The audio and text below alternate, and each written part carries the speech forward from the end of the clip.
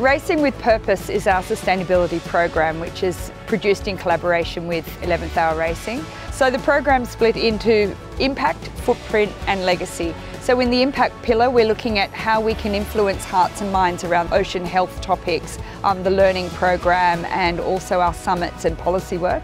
In footprint, we look at how we can make sure we walk the talk. So that's producing the event as sustainably as possible, looking at topics such as circularity, single-use plastic, obviously our greenhouse gas emissions, sourcing, seafood is an especially important topic.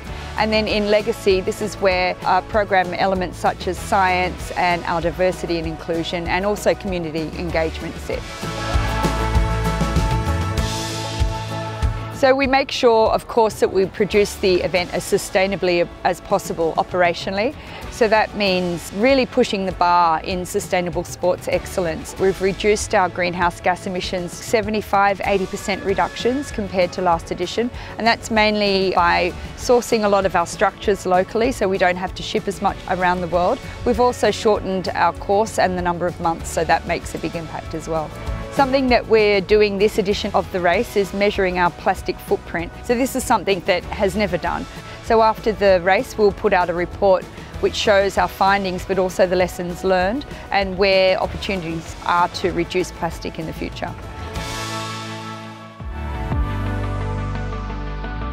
Through 11th Hour Racing's sponsorship with the Ocean Race and 11th Hour Racing sailing team, we have created the One Blue Voice immersive experience in collaboration with the Ocean Race. Here we're bringing the beauty and the fragility of the ocean to shore for all fans of the race village to come and see. This multi-sensory experience combines the sights and sounds of the ocean along with hologram and interactions so people can experience and hear from the ocean itself. The One Blue Voice immersive experience has been adapted into 6 different languages and has been featured at 7 stopover cities throughout this edition of the Ocean Race. We've had over 120,000 people through the One Blue Voice immersive experience. 28,000 people have signed the One Blue Voice petition to show their support for the Universal Declaration of Ocean Rights, which will be presented to the UN General Assembly in September of 2023.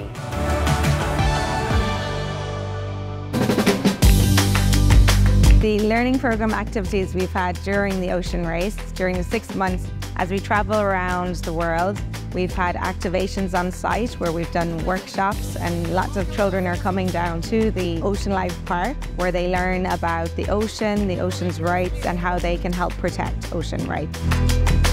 We've also had Wisdom's Way where we've had over 10,000 children learning about different sustainability points within the Ocean Life Park. Over 30,000 school children have come and visited the Ocean Life Park and been inspired by the race. For me, one of the greatest things to see about the learning programme with the Ocean Race is how the kids are really inspired and want to be champions for the sea. This edition of the race really has shown how sport can change the world. This edition of the Ocean Race, we outfitted all of our boats with science equipment. We had 1 automatic microscope on board, 2 boats equipped with microplastic filters, Geo and Holcim, and we had 2 boats equipped with a so-called ocean pack, Malizia and 11th Hour. For the first time we sampled eDNA. E stands for environmental.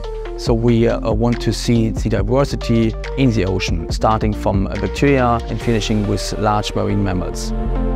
We deployed 14 drifter buoys to measure in real time in the real environment barometric pressure, the water temperature and also the position, especially in the southern Atlantic and also in the Southern Ocean.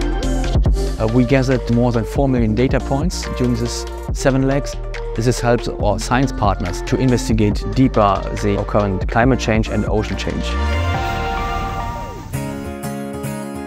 The series of Ocean Race summits that we've hosted throughout this edition of the race have been profound. We've brought together many different people from different walks of life, thought leaders who are caring for the ocean and want to see a better future for the ocean.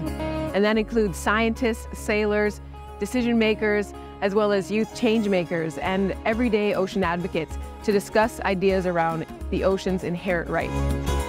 The results of the summits have been fantastic. We've hosted summits on 4 different continents, and we've had over 100 speakers included, as well as over 500 participants.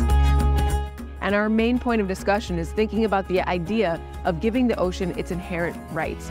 The ocean is not just a place that we can pull from and extract from, it's a place that deserves the right to thrive, and that's what we're working toward.